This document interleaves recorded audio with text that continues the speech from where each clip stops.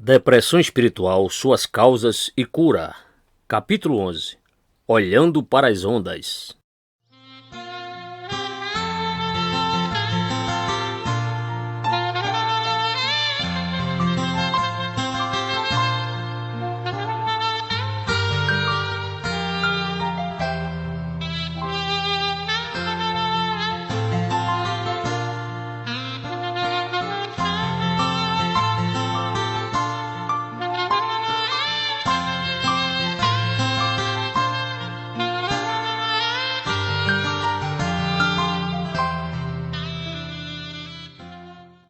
Logo em seguida, Jesus insistiu com os discípulos para que entrassem no barco e fossem adiante dele para o outro lado, enquanto ele despedia a multidão. Tendo despedido a multidão, subiu sozinho a um monte para orar. Ao anoitecer, ele estava ali sozinho, mas o barco já estava a considerável distância da terra, fustigado pelas ondas, porque o vento soprava contra ele. Alta madrugada, Jesus dirigiu-se a eles andando sobre o mar. Quando o viram andando sobre o mar, ficaram aterrorizados e disseram: "É um fantasma!" E gritaram de medo. Mas Jesus imediatamente lhes disse: "Coragem! Sou eu! Não tenham medo!" "Senhor," disse-lhe Pedro, "se és tu, manda-me ir ao teu encontro por sobre as águas." "Venha!" respondeu ele. Então Pedro saiu do barco, andou sobre as águas e foi na direção de Jesus. Mas quando reparou no vento, ficou com medo e, começando a afundar, gritou: "Senhor, salva-me!" Imediatamente, Jesus estendeu a mão e o segurou e disse: "Homem de pequena fé, por que você duvidou?" Quando entraram no barco, o vento cessou. Então os que estavam no barco o adoraram, dizendo: "Verdadeiramente, Tu és o Filho de Deus." Mateus capítulo 14, versos 22 a 33. Esta ocorrência que agora vamos considerar tem muitas características em comum com aquela do capítulo anterior, registrada em Lucas 8, sendo o ponto principal que este incidente, exatamente como o outro, concentra a atenção na natureza e no caráter da fé, e na importância de termos uma compreensão correta dela. Contudo, esta passagem o faz de forma um pouco diferente. No texto anterior, vimos que o problema principal era uma falha em compreender que a fé é uma atividade, é algo que precisa ser colocado em prática.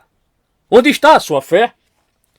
Os discípulos a tinham, mas não a estavam aplicando ao seu problema específico.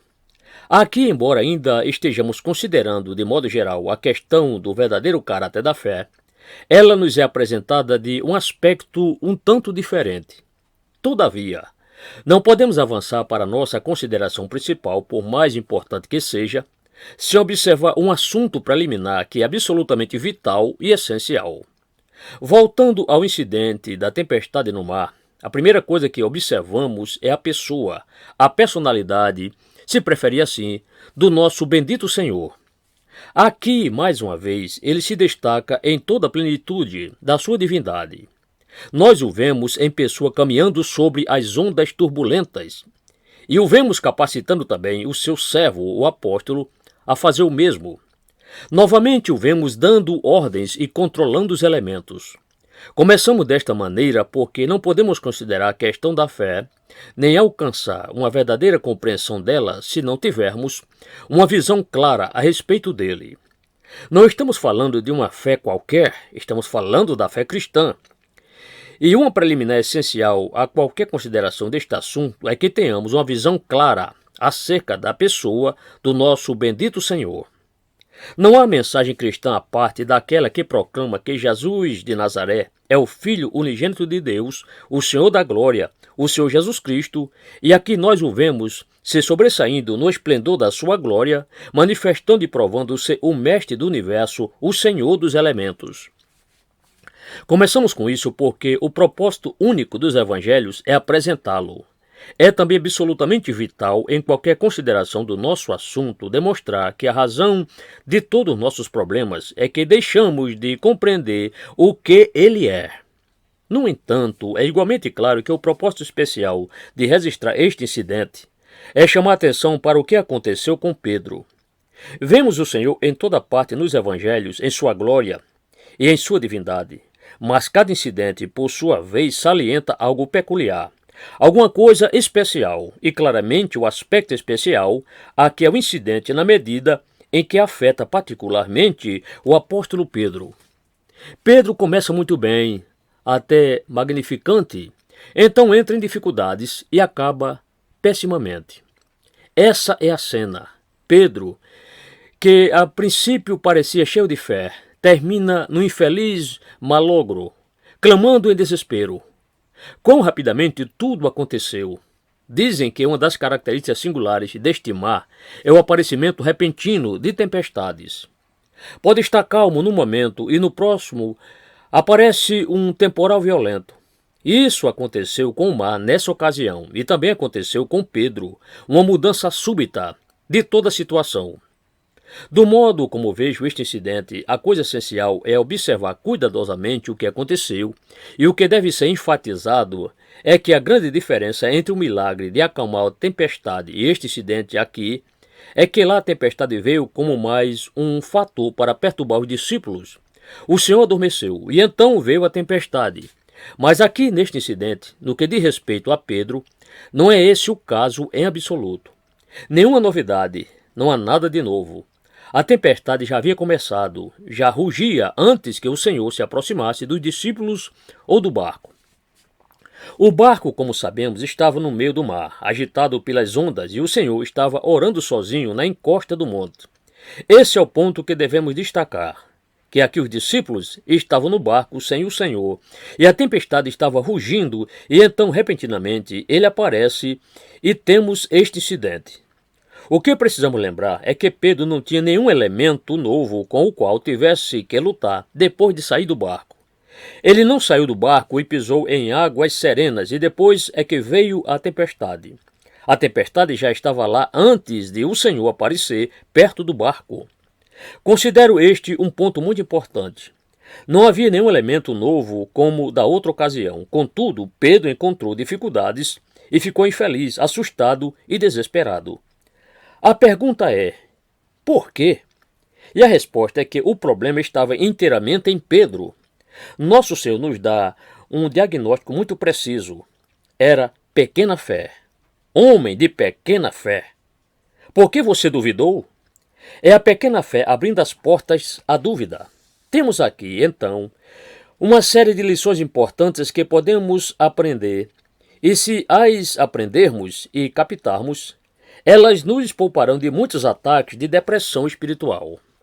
Antes de tudo, devo chamar a atenção para o que sou obrigado a descrever como a mentalidade de Pedro, ou, se preferirem, o temperamento de Pedro.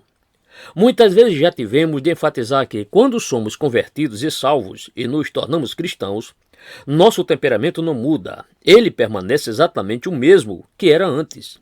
Não nos tornamos outras pessoas, continuamos a ser nós mesmos. Todos podemos dizer, já não sou eu quem vive, mas Cristo vive em mim. E embora acrescentemos, a vida que agora vivo no corpo, vivo-a pela fé no Filho de Deus. Esse eu é sempre o mesmo. Sempre seremos nós mesmos, e ainda que nos tornemos cristãos, continuamos a ser quem éramos. Cada um tem seu temperamento distinto, suas características próprias, e, como resultado, todos temos nossos problemas específicos e particulares. Há certos problemas que são fundamentais e comuns a todos nós, e mesmo os nossos problemas particulares estão sujeitos à categoria geral de pecado e dos resultados da queda, mas nos chegam de formas diferentes e variadas. Todos estamos familiarizados com esse fato. Todos os membros da igreja não são iguais, ou os membros de qualquer grupo, por menor que seja. Todos temos certas coisas a respeito das quais precisamos ser particular e excepcionalmente cuidadosos. Outras pessoas nem se deixam perturbar por essas coisas. Ah, sim, mas elas têm outras áreas com as quais precisam tomar cuidado. A pessoa explosiva precisa vigiar o seu temperamento com cuidado, e a pessoa fleumática e letárgica precisa ser cuidadosa porque a sua mentalidade é tão frouxa que tende a não se manifestar quando devia fazê-lo. Em outras palavras, todos nós temos nossas áreas específicas de dificuldades e, em geral, elas surgem do temperamento específico que Deus nos deu. Na verdade, posso ir ainda mais longe nesse contexto e dizer que, provavelmente, a coisa que mais precisamos vigiar é o nosso ponto forte. Todos temos a tendência de falhar, em última análise, no nosso ponto mais forte. Ora, creio que isso era uma realidade no caso de Pedro.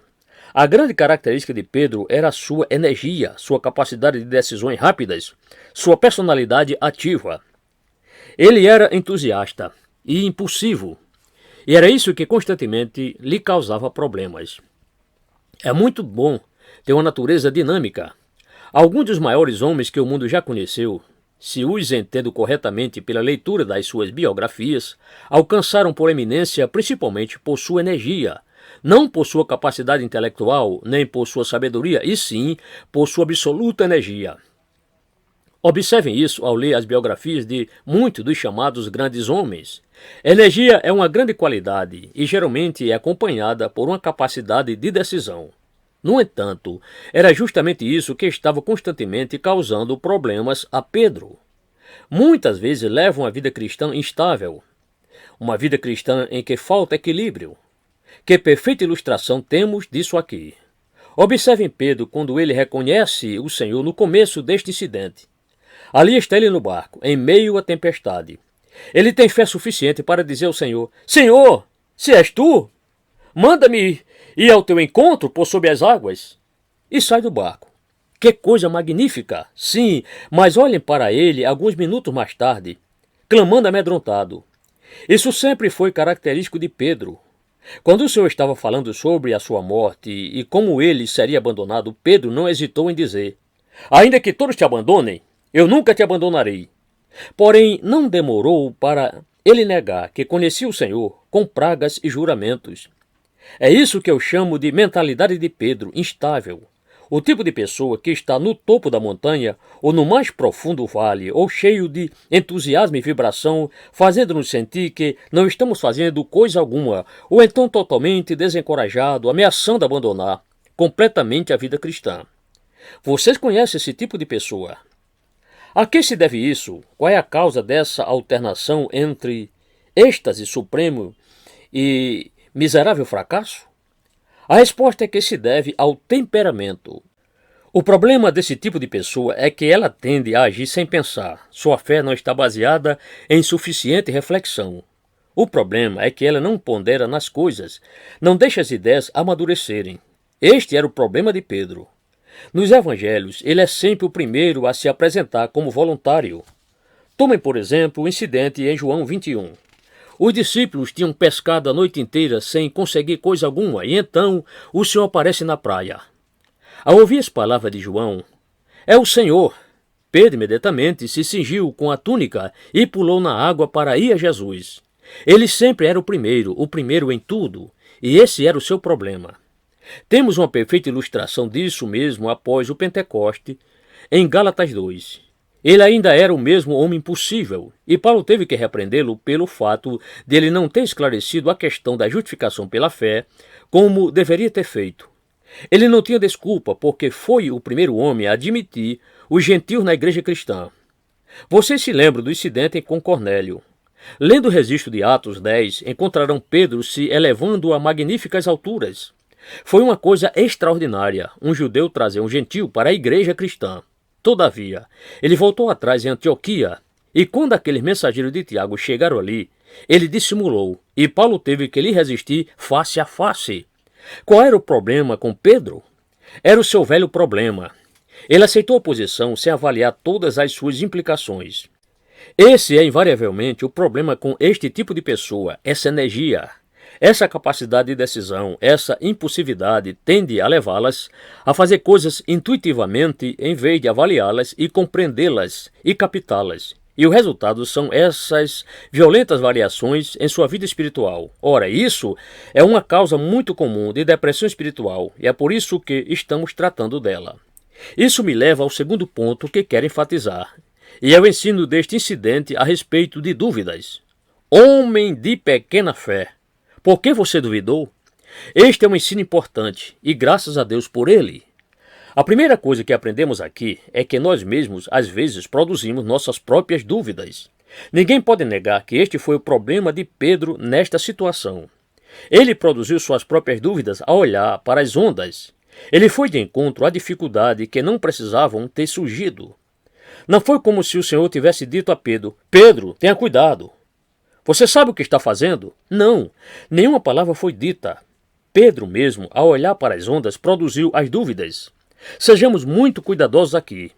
Muitas vezes, vamos de encontro à depressão, caímos em dúvidas, ao nos intrometermos com coisas que deveriam ser evitadas. Estou me referindo a certos tipos de literatura ou a tolice de nos aventurarmos em certos argumentos que vão além da nossa capacidade intelectual. Isso é muito importante. Há pessoas que são tolas o suficiente para se engajar em discussões sobre ciência, apesar de pouco ou nada saberem a seu respeito. Em vez de evitar isso porque não têm conhecimento suficiente, elas mergulham na discussão e já conheci pessoas cuja fé foi abalada porque fizeram isso. Em outras palavras, elas deveriam ter permanecido firmes na verdade que conheciam, sem tentar se envolver em questões científicas em que não são competentes. Assim, às vezes, nos conduzimos a dúvidas e precisamos ser cautelosos para não procedermos dessa maneira. A segunda coisa, e dou graças a Deus por isso, é que dúvidas não são incompatíveis com a fé. Muitas vezes, em minha experiência pastoral, encontrei pessoas muito infelizes porque não captaram esse princípio. Certas pessoas pensam que, depois de alguém se tornar cristão, ele nunca mais deveria ser assaltado por dúvidas. No entanto, não é assim. Pedro ainda tinha fé. O Senhor lhe disse: homem de pequena fé. Ele não disse: Pedro, por que você duvidou? Você não tem fé. Isso é o que muitas pessoas pensam e dizem por ignorância. E está muito errado. Embora tenham fé, podem ser perturbados por dúvidas, e existem muitos exemplos disso, não só nas Escrituras, mas também na história da igreja. Na verdade, eu até diria, com o risco de ser mal interpretado, que se alguém nunca foi perturbado por dúvidas em sua vida cristã, tal pessoa deveria examinar novamente os fundamentos de sua experiência e se certificar de que não está gozando de uma falsa paz ou descansando no que eu chamaria de crença presunçosa. Leiam as vidas de alguns dos maiores santos que já viveram neste mundo e descobrirão que eles foram assaltados por dúvidas. O Senhor aqui certamente nos dá a palavra final a respeito. Dúvidas não são incompatíveis com a fé. Podem ter dúvidas e ainda assim ter fé, uma fé fraca. Para colocá-lo do outro modo, e este seria o meu próximo princípio, se as dúvidas nos controlam, isso é uma indicação de que a nossa fé é fraca. Foi o que aconteceu com Pedro. Sua fé não tinha se desvanecido, porém, por ser fraca, a dúvida o controlou e o subjugou, e ele foi abalado. Se tivéssemos feito a Pedro certas perguntas naquele momento de terror e alarme, ele teria dado respostas ortodoxas cada vez. Se lhe tivéssemos feito perguntas sobre a pessoa do Senhor, tenho certeza de que ele teria dado a resposta correta, mas naquele momento, essas dúvidas o controlavam. Sua fé ainda estava presente. Porém, de acordo com o ensino do Senhor aqui, quando as nossas dúvidas nos controlam, isso é uma indicação de que a nossa fé é fraca. Nunca deveríamos permitir que isso aconteça. Dúvidas vão nos atacar, mas isso não significa que devamos permitir que nos controlem. Jamais devemos permitir isso. Como podemos evitá-lo? O antídoto é muita fé. Se é pequena fé que permite que os homens sejam controlados por dúvidas, então o antídoto deve ser muita fé ou grande fé. É isso que é enfatizado aqui, acima de tudo mais. Quais são as características dessa grande fé? A primeira é um conhecimento do Senhor Jesus Cristo e do seu poder, e uma confiança firme e estável nisso. Pedro, como já vimos, começou bem, e isso faz parte da essência da verdadeira fé. Aqui estava um homem com os outros discípulos no barco, e com a tempestade rugindo à sua volta. O mar e o vento eram contrários, e o barco estava sendo jogado pelas ondas, e sua situação estava começando a se tornar desesperadora. Entretanto, subitamente, o Senhor apareceu, e quando eles o viram, disseram: "Isso é um homem andando sobre as águas?" É impossível. Tem que ser muito tipo de fantasma, é um espírito. Eles gritaram de medo e imediatamente Jesus falou dizendo, sou eu, não tenham medo. E então temos essa magnífica expressão da essência da verdadeira fé por parte de Pedro. Senhor, disse-lhe Pedro, se és tu, manda-me ir ao teu encontro por sobre as águas. Isso foi uma expressão de verdadeira fé, pois vemos o que significa. Significa que Pedro estava, na verdade, dizendo ao Senhor, se tu realmente és o Senhor, bem, então eu sei que não há nada impossível para ti. Prova isso, ordenando que eu saia deste barco, neste mar tempestuoso, e ande sobre as águas. Ele cria no Senhor, em seu poder, em sua pessoa, em sua capacidade. E não cria nisso apenas teoricamente. Ele tentou. O texto nos diz, então Pedro saiu do barco, andou sobre as águas. Ora, essa é a essência da fé. Senhor, se és tu. É isso que a fé diz. Se realmente és tu, então eu sei que podes fazer isso, manda-me fazê-lo. E Pedro fez. Aqui novamente está um grande princípio do qual devemos nos apossar com firmeza. A fé cristã começa e termina com o conhecimento do Senhor. Começa com o conhecimento do Senhor.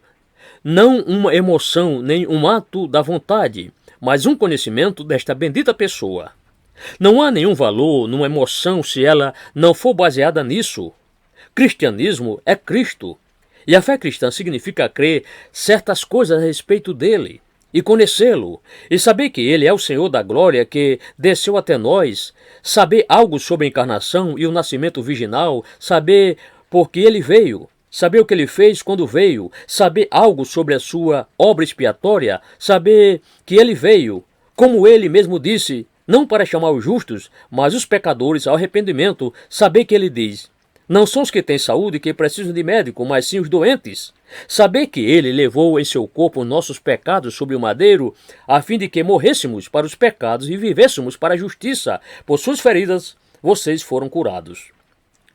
Quando as pessoas me procuram num estado de depressão espiritual, quase invariavelmente descubro que estão deprimidas porque não conhecem esses fatos como deveriam. Dizem, sou um pecador tão miserável. Você não sabe o que eu fui ou o que eu fiz. Por que me dizem isso? Dizem isso porque nunca entenderam o que ele quis dizer ao afirmar. Eu não vim chamar justos, mas pecadores ao arrependimento. O que estão dizendo em autocondenação é exatamente aquilo que lhes dá o direito de vir a ele e ter certeza de que ele os receberá. Onde existe uma falha em aprender e crer nessas coisas, a fé é fraca. Então a fé forte significa conhecer estas coisas. Tenho que repetir isso constantemente e estou constantemente escrevendo estas coisas. Tive que escrever uma longa carta a um homem que eu nunca encontrei a respeito deste assunto. O pobre homem estava extremamente infeliz e em escravidão. Por quê? Porque ele não tinha entendido que Cristo é o amigo dos publicanos e pecadores e que ele veio para morrer por tais pessoas. Ele não tinha compreendido a pessoa, não tinha compreendido a obra dessa bendita pessoa. Sua fé era fraca e as dúvidas o assaltaram por causa disso. Há muitos que atravessam a vida num estado de miséria e infelicidade porque não compreendem estas coisas.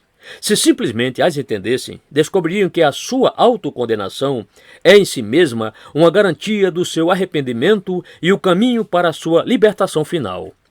Em outras palavras, o grande antídoto para a depressão espiritual é o conhecimento da doutrina bíblica, da doutrina cristã. Não é ter emoções despertadas em reuniões, mas é saber os princípios da fé, conhecer e entender as doutrinas. Esse é o caminho bíblico, esse é o caminho de Cristo e é também o caminho dos apóstolos. O antídoto para a depressão é ter um conhecimento dele, e acharão isso em sua palavra. Precisam se esforçar para aprendê-la. É trabalho difícil, mas precisa estudá-la e se dedicarem a ela. A tragédia de hoje, parece-me, é que as pessoas dependem demais de reuniões para a sua felicidade. Este tem sido um problema há muitos anos na igreja e é por isso que muitos são tão infelizes. Seu conhecimento da verdade é falho. Isso, vão lembrar, foi o que o Senhor disse a certas pessoas que subitamente tinham crido nele. Ele disse, se vocês permanecerem firmes na minha palavra, verdadeiramente serão meus discípulos, e conhecerão a verdade os libertará. João 8, 31 e 32. Libertará de dúvidas ou temores, da depressão, das coisas que abatem vocês. É a verdade que liberta. A verdade a respeito dele, da sua pessoa, da sua obra, dos seus ofícios. Cristo, como ele é. Apressemo-nos para a segunda coisa. Tendo começado com a primeira, como Pedro começou, de forma tão correta, não esqueçamos a segunda, como Pedro infelizmente esqueceu, isto é, rejeitemos reflexões posteriores. Ah, mas, alguém diz, é uma boa coisa pensar duas vezes. Não com a fé cristã. Isso é insensatez. Dúvidas são coisas muito insensatas e é bom que enxerguemos quão tolas e ridículas elas são. Então, da próxima vez que formos tentados, vamos nos lembrar de Pedro, que nunca deveria ter olhado para as ondas. Por que não? Por esta razão. Ele já tinha resolvido a questão antes de sair do barco. Agora percebem por que, previamente, enfatizei o importante detalhe de que a tempestade já estava rugindo antes que o Senhor se aproximasse do barco. Teria sido completamente diferente se Pedro tivesse pisado num mar calmo e depois da tempestade viesse. Então ele teria tido uma desculpa. Contudo, não foi assim, pois quando Pedro disse ao Senhor, "Se és tu, manda-me ir ao teu encontro por sobre as águas", ele já tinha resolvido a questão das ondas. Ele já tinha lutado com elas enquanto estava no barco. Sabia que o barco estava balançando, então, quando disse aquilo, na verdade, estava dizendo ao Senhor, "Não me importa o que o mar esteja fazendo." Ele já tinha resolvido essa questão, então saiu do barco e andou sobre as águas. Não havia nada de novo a respeito das ondas, nenhum fator novo. Ele não foi confrontado por nenhuma situação nova. O Senhor Jesus Cristo o estava capacitando a andar sobre as águas turbulentas. Bem, então por que então olha para elas? Que razão havia para fazer isso? Nenhuma. Era ridículo, era insensato. Esse sempre é o problema com uma fé fraca. Ela volta a formular perguntas que já tinham sido resolvidas e respondidas. Se já creram no Senhor Jesus Cristo, devem, de alguma forma, ter se defrontado e lidado com dificuldades, ou não teriam chegado à fé. Por que então voltar atrás? É pura insensatez. Não somente é uma questão de incredulidade, mas também uma questão de conduta e comportamento. Por que se sentar e encarar novamente dificuldades que você já encontrou e resolveu antes de descer do barco? Quero repetir que este aspecto negativo da fé é muito importante. Depois de crer nele, devem fechar a porta para certas coisas e se recusar a olhar para elas. Se já trataram delas, não voltem atrás, considerando-as novamente.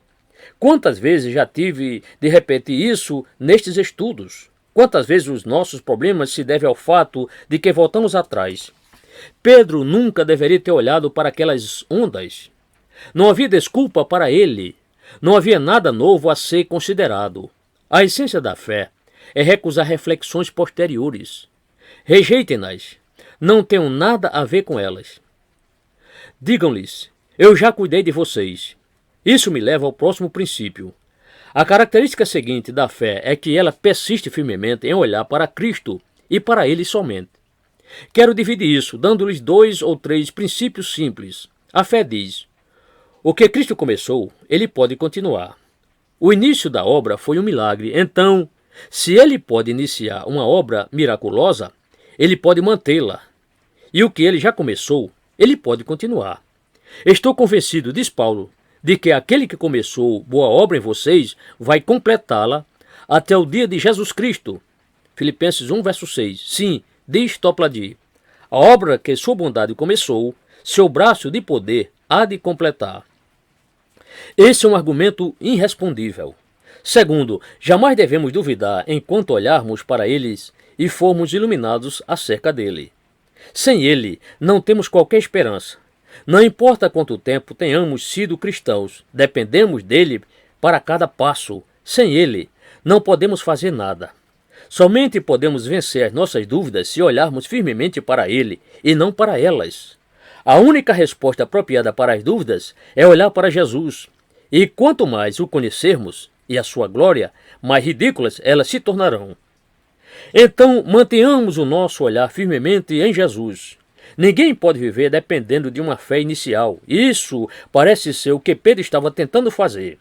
Ele começou com muita fé e então, em vez de continuar pela fé, ele tentou prosseguir baseado naquela fé inicial. Entretanto, é claro, ninguém pode viver de uma fé inicial. Não tente viver na dependência da sua conversão. Vocês estarão acabados antes de perceber. Não pode viver na dependência de uma experiência estupenda. Precisam continuar olhando para ele dia após dia.